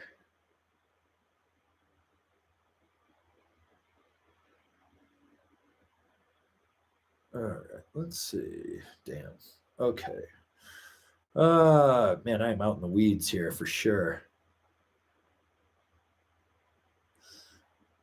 Hano with the super chat. Yes, angry rant. Yeah, you guys got one. Fuck. You guys just keep asking me the questions. I just want to be left alone. I don't want to talk about that dumb fuck. Eat muscle cheese. Rob Penzo, hi. Just wondering how many snowboards do you actually own, and do you have one board that you would never throw away? I got a few boards that I never throw away. I've got an old Mark Morissette Type A, first year K2 Travis Parker Pro model. I've got a limited edition Turbo Dream gyrator from Camp K2. The very first Never Summer Swallowtail, and the very first RC Tech board that Never Summer made. I'm holding on to that because that's just, you never know when you might need that shit. I don't really fucking care for it, but it's there. So I got that shit under there. But I mean, as far as a daily driver, my Ride Shadow Band does everything for me. As far as boards that I own, 1, 2, 3, probably got like 12, give or take. So yeah.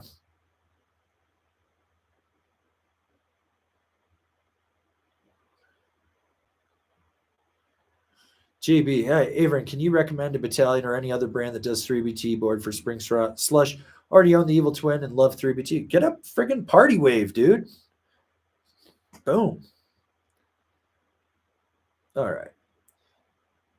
BZMs, I got yelled at by trail safety for going too fast. Am I a pro now? Yes.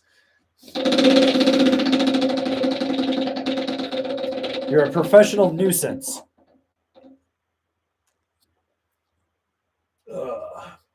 Watch out for mallards with mullets. Tommy B will eat them.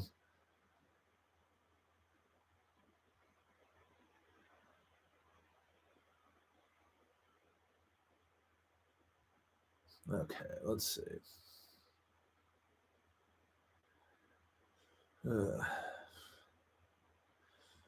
Jesus, I am way out in the weeds. Let's see. Jesse Dennis, any thoughts on companies doing early release product? I guess you're just trying to drum up mid-season sales when that slump hits. I mean, there's some reasons to do it, and there's other reasons not to. I mean, if you coincide it with the right holidays and people have extra cash, they might buy it. And it makes some sense. But sometimes when you're just like, it's a limited colorway, and I was like, there's no fucking difference in any of this shit. And then suddenly the fall rolls around and that limited colorway is now just the stock colorway. It's like, oh, you produced early and you just wanted to test to see how well it would sell.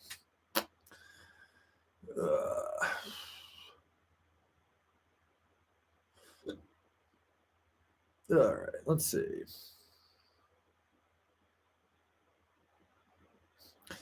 Found Fox Fabrications. If we're talking about swallowtails, any thoughts on the Endeavor archetype? I've owned two. I've got another one sitting in legacy version, sitting in the living room to ride. It's my favorite swallowtail of all time. Like I just love the way that board rides, and it's so funny when I hear people be like, "That's like the worst power board I've ever ridden," and I'm just like, maybe because you don't know how to fucking ride POW.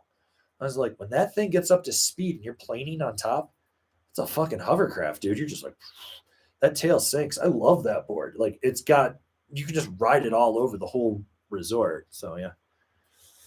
Let's see. And I want to give a shout out to our boy Jim Carver from Shred Ahead Snowboarding. Thanks for the shout out in the top 5. I'm still banged up. Next step is the MRI on the knee, but I'm still out helping others shred.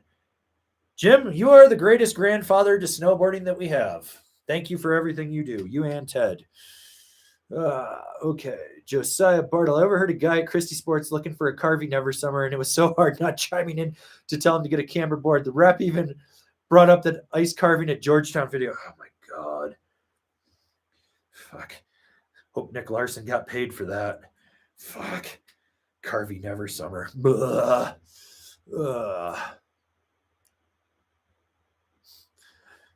Sly Sky, what do you think about the Never Summer Triple Camber Tech versus? You mean lasagna camber? I don't think about it.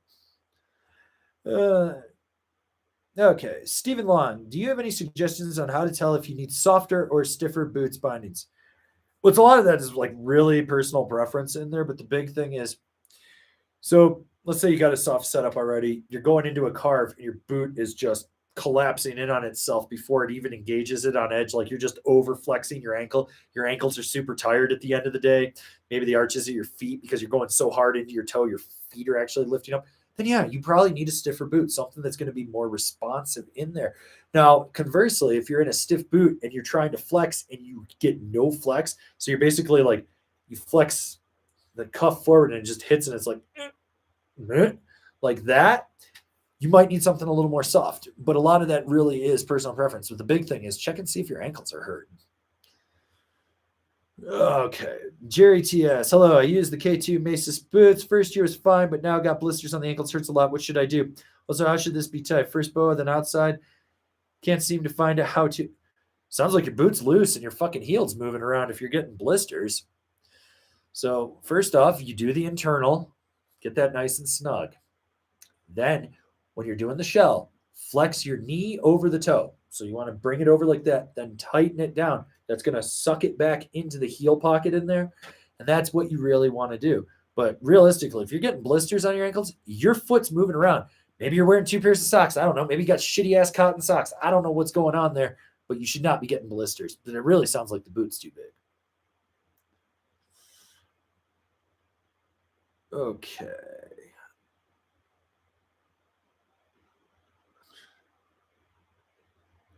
Let's see. Marianne Sususio, what's the best way to get rid of sweat smell from mittens? Wash them. You got to wash them, dude. And if that doesn't work, fire. And if that doesn't work, go get yourself one of those turkey oven bags, the big one. Throw them in there, seal it with some air, put it in the freezer for 24 hours. All right.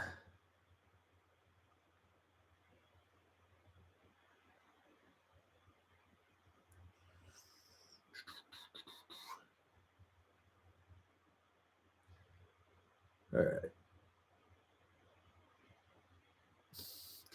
Jesse Dennis, give a spin for Tom. Black Sunshine, RIP. All hail our friend and Lord and Savior Tom and his long hair. Ooh, pick a random question and give it a spin. Okay, this one comes from HW. Have you heard of DPS Phantom Base Streaming? Does it actually work? Would be nice to not have to wax my board after every session, or just don't wax your board. I don't wax. So what that is the DPS is basically like a thin epoxy that you put on over that. It has to cure. It's all this shit. I think it works, but the problem is you drill a rock, you PTEX that, you got a spot now that doesn't have it. So you got to reapply or figure out how to patch it or all that shit in there. Here's what you want to do. You don't want to wax so much. Go take your board to a tune shop, a good tune shop. Tell them you want a mid-level structure in there, something with some grooves, but nothing too crazy, mild crosshatch, whatever. If they know what they're doing, they'll be able to do it. It's going to put grooves in the base of your board. Don't fucking wax it. Keep the base clean. Go ride. You'll thank me later. Okay. BZMs, do you think everyone at one point should ride something like a ride commissioner? There's something so satisfying about being the fastest thing. Oh my God, that board fucking murdered my back. It literally vibrated my spine so bad. One of the discs in my neck slipped. That board. But I think at some point, so there's two things that I believe everyone should do. One, everyone should ride an aggressive cambered board at one point in their life. And two, you should ride something really ridiculously big, like stupid big, like 203, like the Nitro Cannon. But I don't think everyone needs to ride the commissioner. There's a lot of people that would get on that and it would eat them alive. No, I think there's people that when they hit a point in their riding, they should ride something like that to remind them that they don't need something like that. Oh yeah, definitely. I don't ever want to, like every time I ride that thing now, I'm like, I don't ever want to ride it again.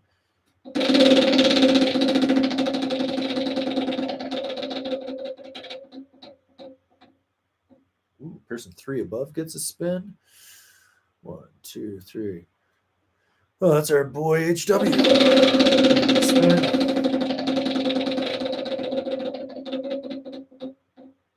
Ooh, pick a random question and give it a spin. What do we got here? Let's see. Where are we?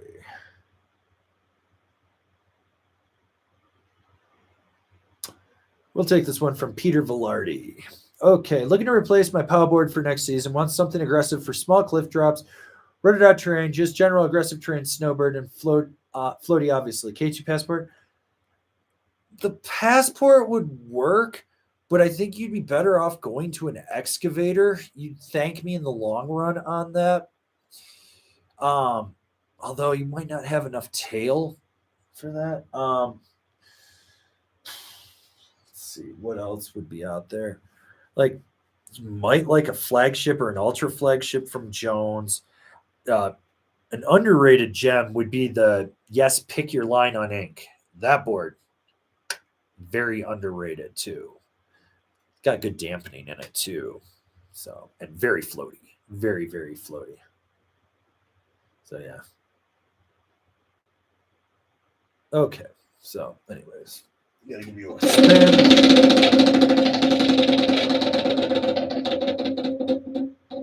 Ooh, spin again.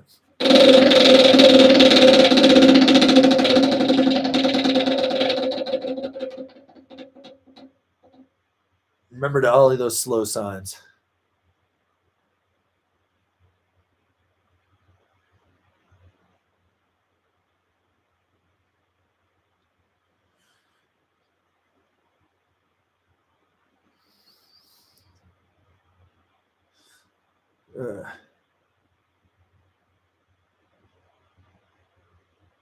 Okay, Matthew Collins. What would you say the regular Solomon Huck knife excels in? Do you consider it a all-around park board? Debating on picking one up. That's exactly what it is. It's like it's a slightly less responsive version of the Huck Knife Pro. Still can hit big jumps. You can jib. You can do anything with it. Sidecut gets a little wonky on ice, but other than that, which actually I've got the new Huck Knife here.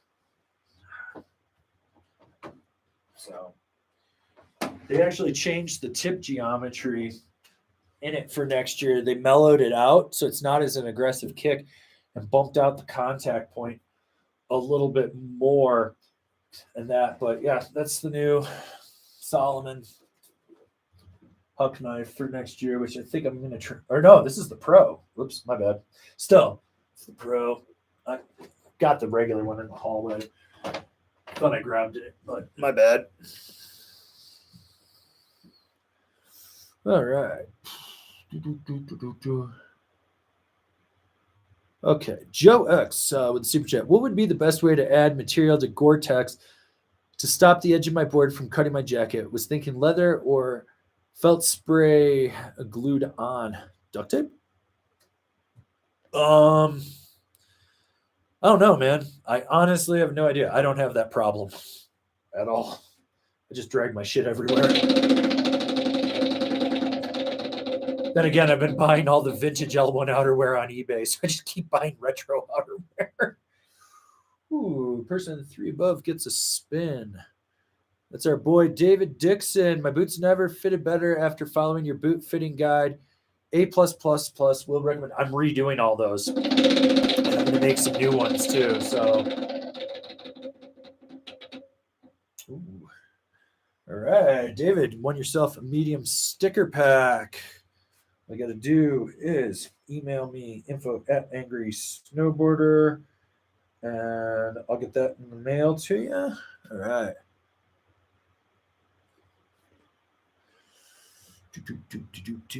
Let's see.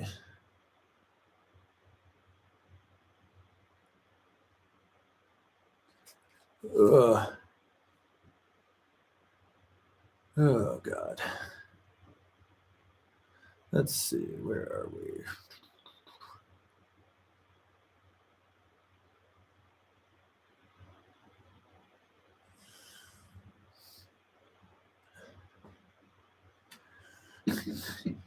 And PCM's with the super chat. I never get tired of the ride, Commissioner. It feels damp and stable for me. And I love hard charging without a second thought. Yeah, the new one gets a lot more lively, a lot more carbon.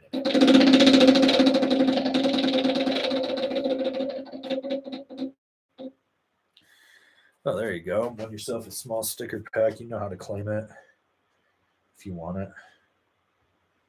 All right. JE, K2 special effects. Will it hold up in 2 feet of Colorado POW? Steep, wide open Colorado POW? Kind of. Low angle 2 feet of POW going through the trees and you need to pump more? Definitely. So. All right. Let's see. Where are we? Okay, Chris Yee, have you gotten on the Capita Aeronaut or the Renegade from Rome yet? Any thoughts? I've got a Renegade in the other room. I haven't gotten an Aeronaut yet. Capita was supposed to email me back, but I think the guy I'm dealing with is in Japan right now. So it's fine. It's not a big deal. I got time to get on it. If I can, I'm going to grab one from the local rep. The one thing that I've been told about the Aeronaut is size up on it. So if you're like thinking 59, go to the 61, 57, go to the 59. That's the only thing I've heard from numerous people was like that you should consider sizing up on it. So yeah. Stephen Long, when you test boards, do you test them brand new or do you get a demo from the shop? They don't come from the shop. So some of them are brand new. I got shit tons of stuff still in the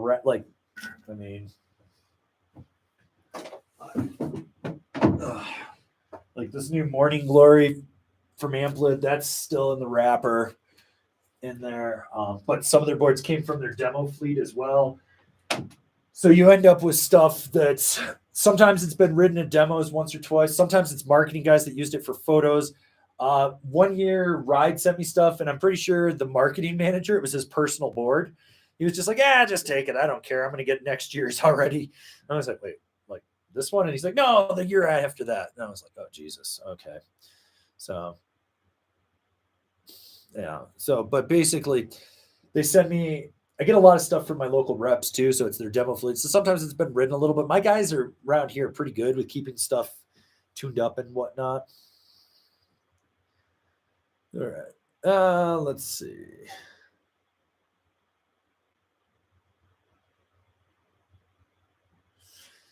Angelo Lombardo. I live in Colorado Springs. I've been on the Epic Pass just because of the proximity of Breck and Keystone. The Kukri is getting worse each season. Thinking about Icon next year. Is Copper worth the drive? If you're going to go to Copper on a Saturday, no. you're just going to deal with the same shit because people had the same idea with you. Here's the thing, man. You're in Colorado Springs. Why don't you get a Monarch pass? Just saying. You're going to deal with a lot less bullshit. It's not a bad idea. So, so that would be the way to do it. But I mean, if you're riding midweek and you're getting a copper pet, fuck yeah, dude. It's Thursday today. I think I waited in the line once at Timberline, and that was because I was rolling deep with a group of like 9. And it's a 4-seater, so we were like doing 2s and 3s. Or we did 3, 3, and 3, something like that. But there was a group in front of us. Like, I think we waited maybe 2 minutes. Wasn't too bad. As far as the extra drive, so from my house in downtown Breck to the flyer lot in Copper, average traffic, average snow, everything, 18 minutes. That's the extra drive. It is 14 miles from my door to the parking lot. That's it. So, yeah. All right. Okay. Super chat from our boy Shylinks. Friend bought a Solomon Super 8 as a beginner and caught a massive edge and concussion and ended up in snow safety. Definitely way too much more. Oh, 100%. Oh, my God. What was it? Oh, let me... Fuck, where is it? Let's see, I should read this comment because it's friggin' hilarious if I can find it. Let's see. Where is it?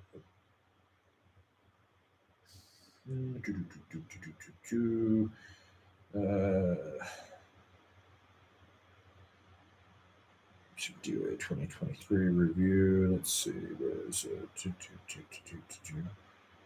That's the DOA.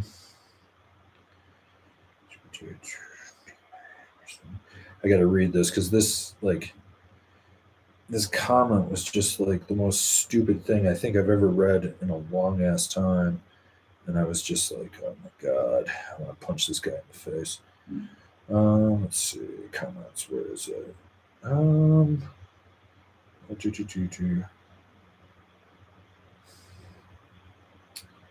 Where is it? Show me the list.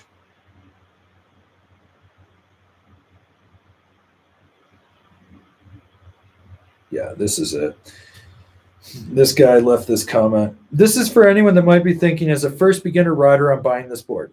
I did it. I've been riding this board as a beginner, I want to say 8 times now. And let me tell you, it is super fun. I can see where the challenges are for sure. However, it's not the end of the world. It's very responsive, very stable, and fast, paired it with the Union Force bindings. The reason why I did it is because based on what I want to achieve in the future, this board won't stop me from learning and crossing all the way to advanced rider without having to buy a new board because I passed the beginner intermediate phases. However, if you feel confident in your riding as a beginner and want some extra challenges, go for it. Trust me. I do have experience with longboard and skate that actually made some translate to how capable I can be riding this board and where I'm planning to go with it. If you're just looking to just cruise, it's not worth it. However, if you're looking to play and have fun all the time and challenge yourself, then lovely board. Lots of compliments as well. I'm going to bet that this guy rides with his fucking ass sticking out, hung over, fucking on his back foot, sliding around, skidding turns, but he thinks he's carving. Like, the fuck, dude. Buy towards your level ability. You've never snowboarded. Now you've gone 8 times on this thing. I guarantee you it's handed you your ass more than once. Like, the fuck? The fuck? I don't get it.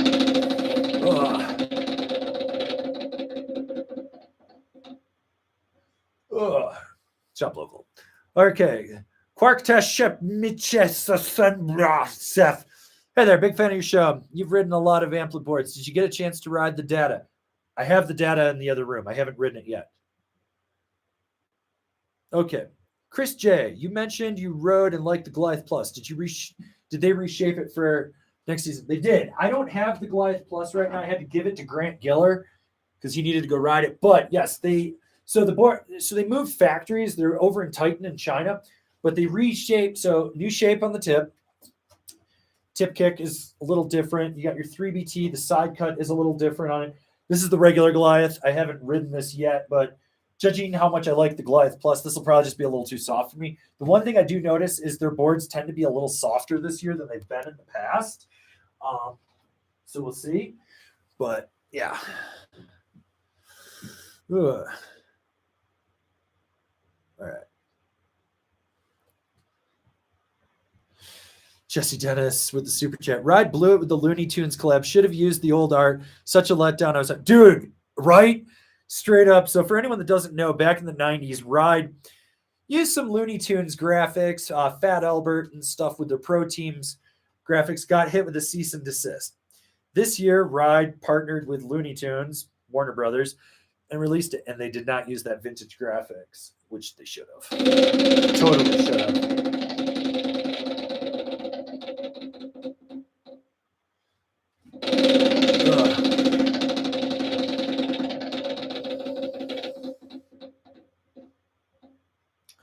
Well, Jesse, you know, if you want the sticker pack, you have to come pick it up in person. That's how we roll around here. Okay, let's see what else we got here. Okay, let's see what else we got here. Let's see.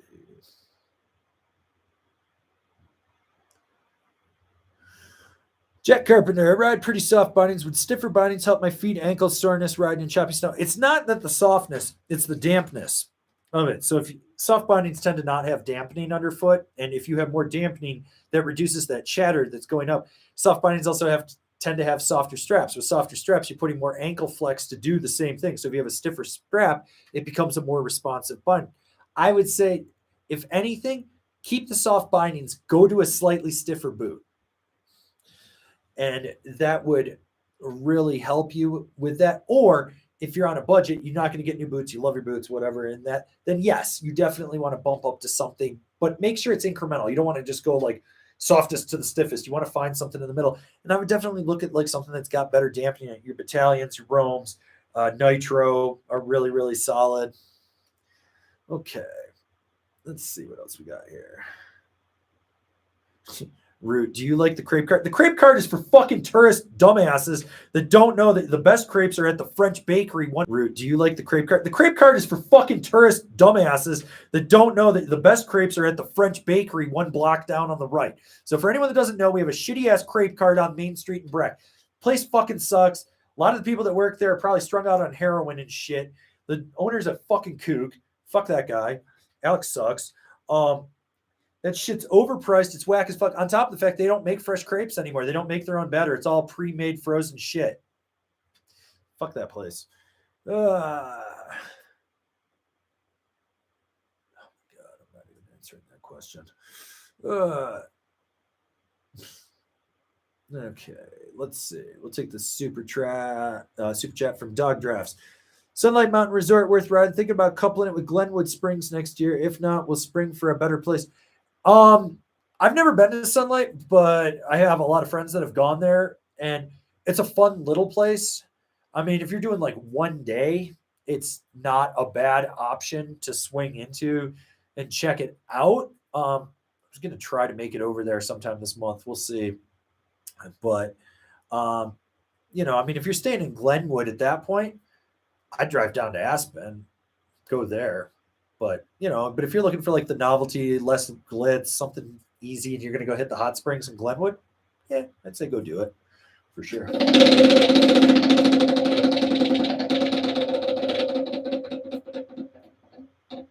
Ooh, shop local, people. Shop local. Okay.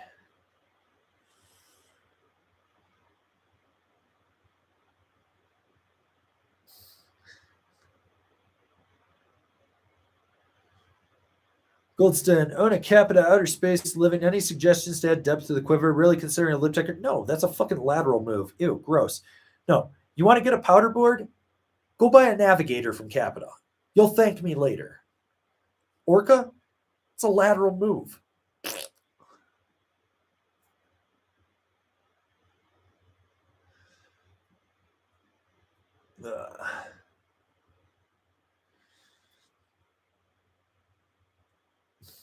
All right, let's see.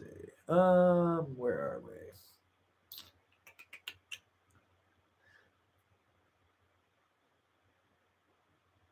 Ooh, Jesse Dennis. Worst legitimate, no Amazon BS brand in snowboarding right now. Best, worst, Burton. They're a fucking rudderless ship right now. They're so lost with their whole like we're woke, and then like the person that they hired to be the woketivist person quit because they couldn't work with it. Like they're just so fucking lost. They're so hung up on this step on thing that they're like step on, step on, step on, step on, step on, step on, step on. It's like fuck off, fuck off. Either go all or nothing on it.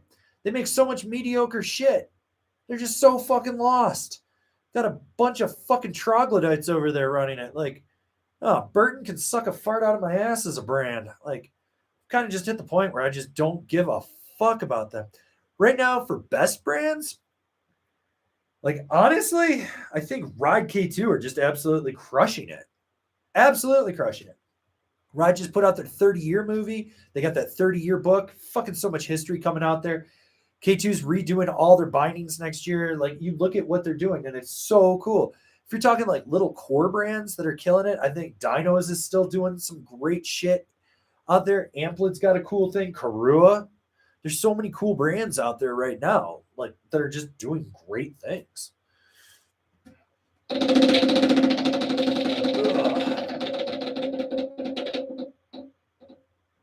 You nerds. You nerds. All right, Colton Buchanan admission ticket. Yeah, well, you guys got the admission to a long ass rant today. Fuck. Just once, I'd like to not have to talk to them about that fucking troglodyte. Colm, you won yourself a small sticker pack. You know how to get a hold of me. info@angrysnowboarder.com. Give me that mailing address. I'll drop those stickers in the mail. I gotta make more stickers too. Okay, let's see.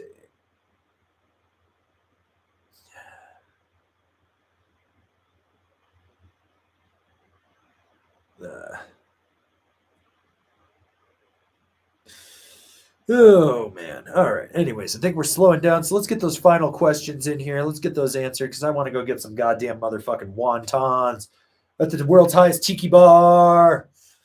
Woo! Hungry. Very, very hungry. So let's do this. Okay, Reed Rumack. Suggestions for a board that I can do resort free ride, but also do some jibbing. You said the Super DOA is fine for that, so I'm guessing there's a better board. Oh yeah, I mean you'd be like, you want a resort free ride, and you want something like the Mega Mercury. Like if you're looking at a Super DOA, the Mega Mercury makes more sense. It's a little more free ride centric in there, but the K2 Passport's another good one in that to look at. I'd even say like to an extent the Battalion Goliath, maybe even a Battalion Thunderbolt or Thunder, whatever they're calling it, Thunderstorm, or whatever the fuck it is. Oh no, Thunderstorm's a new one. That's sitting right there. Let's see, maybe like an Amplid Singular Twin be a good one. You know, let's see what else. To an extent, like even a ride algorithm.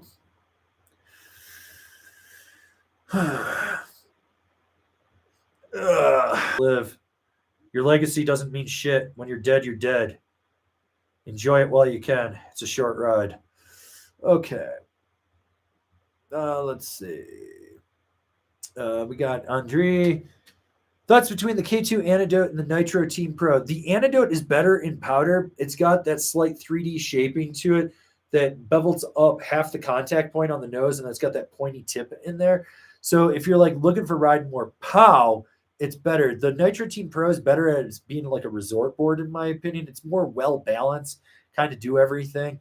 It's just a snappier version of the team. So yeah.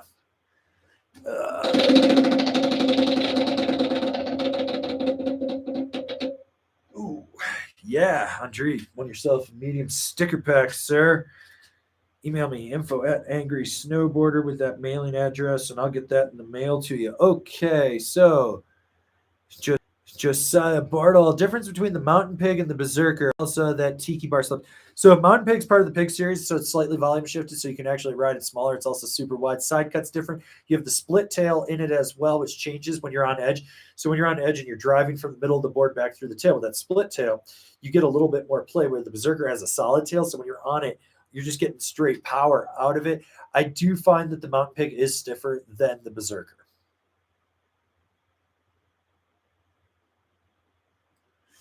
Root, why did you become angry, or were you born that way? I have brain damage. I have a dent in my prefrontal cortex and 2 holes in the base of my skull. So the brain damage to the front of the skull actually is right in the area that harbinges all the fucking area for your emotions and anger. So it's putting all that pressure on there. So it makes me angry. Okay.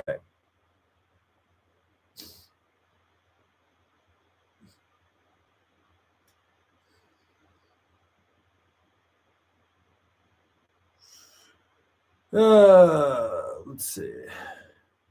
Colton Buchanan, are the new Supermatics any better? I've got the first ones. I love lever got stuck a little. So they changed the lever. They beefed up the lever. Like basically everything that people didn't like with the first gen, they fixed it for the second. I don't have the set right here. TC, the new guy that I'm coming on, he's got him. I'm gonna make him do the review on him. I'm gonna still ride him because I just want to see. But yeah, they should be better. Okay. Mark Breslin. Hey, everyone, what are your thoughts on the Danny Cass one and done? I think it's hilarious. I was like double tongue, all this shit. I was like, oh my God, this is so funny. I was like, good for Danny, man. Okay.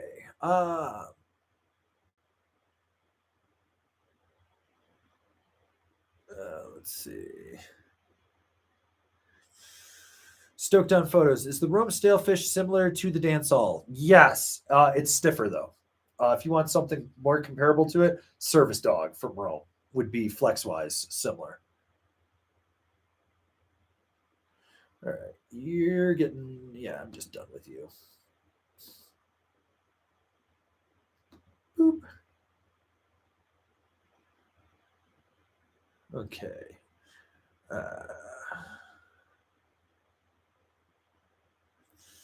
Ellie Zekaron, do you think Mountain Collective and Indie Pass will eventually go the way of Epic and Icon? I don't think so.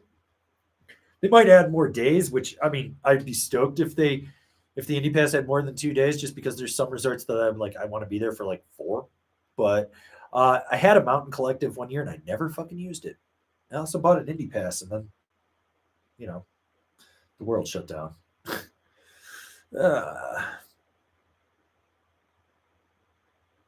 Okay.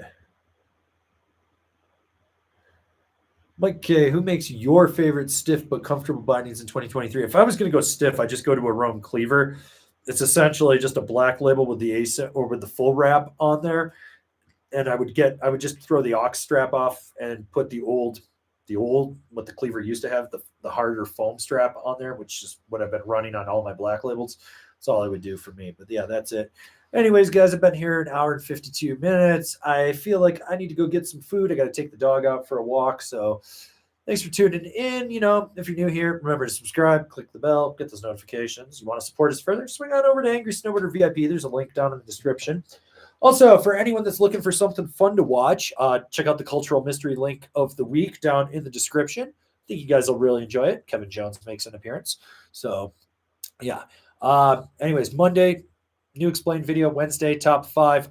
Might have some early release reviews for some stuff like the Night Ecker Gamma APX. I got a 2023 slash ATV review that I filmed, and the Battalion Gimbal God early release binding. So anyways, yeah. But I'm going to get out of here. You guys have a good one.